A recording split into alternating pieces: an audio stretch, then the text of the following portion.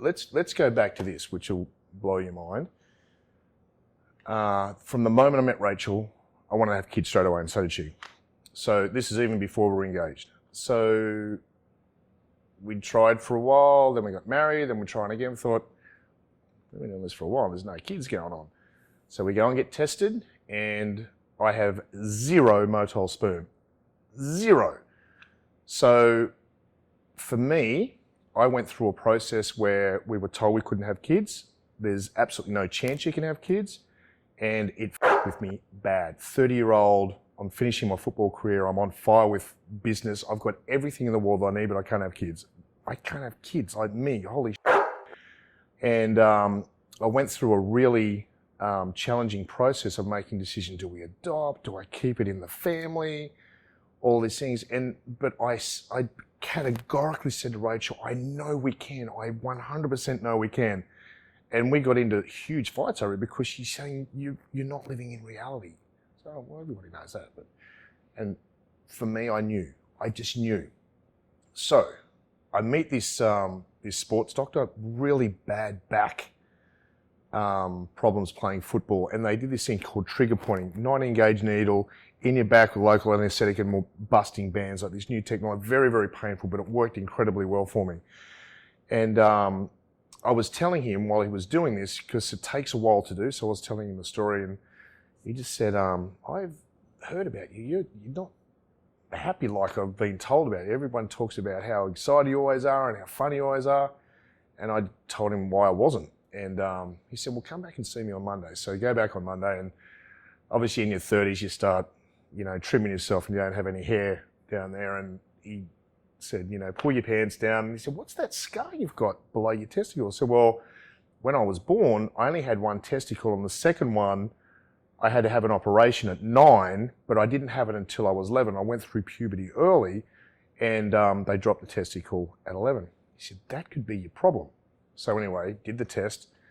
Oh, geez, man, you got 0 motile. I said, I've told you that. I've told you that this is what the problem is. He said, I'm going to give you an injection. I'm going to give you 6 injections every Monday for 6 weeks. So gave me the injections every week, and then on the 6th week, before the last injection, Rachel rings me. She says, come into the office. She was running a law firm of about 100 attorneys.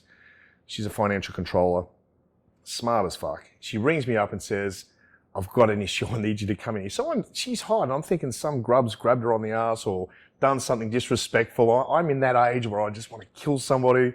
So I race down there. I get to the law firm, and she said, just get in the car, go down to the park. So we get down to the park, and she gives me the envelope, and in there is the little piss test, and she's pregnant. That was the first time I actually ever cried in my life. From that, I wish I hadn't, because I'm just an emotional wreck these days. You just wouldn't believe I cry over Cinderella. But that moment changed me. I went from, me to we to us in a split second. I'm going to be a fucking father when experts told us we couldn't have kids. We had categorically the highest people in the country telling us we couldn't have children. And she's pregnant. Now, of course, I'm like, it's mine. That's how crazy I am. But anyway, that didn't last very long.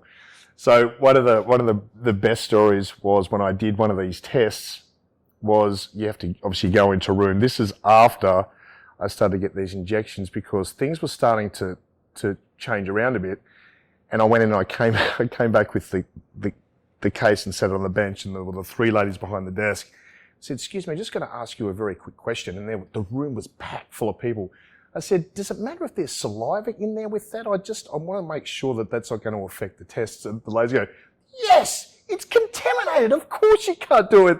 And Rachel said, oh, there's no saliva in there. I said, there is. I saw you.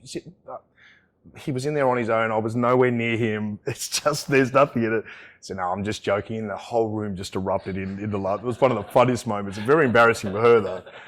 So after that, I still got the injections, and Austin was then conceived like on the 3rd injection, and then Ari was conceived after the 1st injection. So I still had to get the injections, but they came down. But that's what the whole thing was about. And when we found out Isabella was when Rachel was pregnant with Isabella, everyone asked, "Oh, you want a boy? You want a girl?" I want a boy. So when Isabella was born, obviously initially was like, oh, then I was like, yes, it's a healthy child, blah blah blah. But that's the truth, but that's the truth. I really did. But then when I found out I had a boy, we did it before Rachel actually had Austin. We found out on the sonic test, and that was pretty special. I always wanted to have. I'm so glad I only had one. I wouldn't have been, I don't think, the best dad of having two, because I can give him everything I've got, whereas the girls, they love their dad, but Rachel's such a great mum to these girls, and it's so important, I think, for my personality that it's just him, because he takes on everything, and I think the competition of two boys would have been a different dynamic, and I feel really, really grateful. He's just an incredible kid. Yeah, he's pretty special.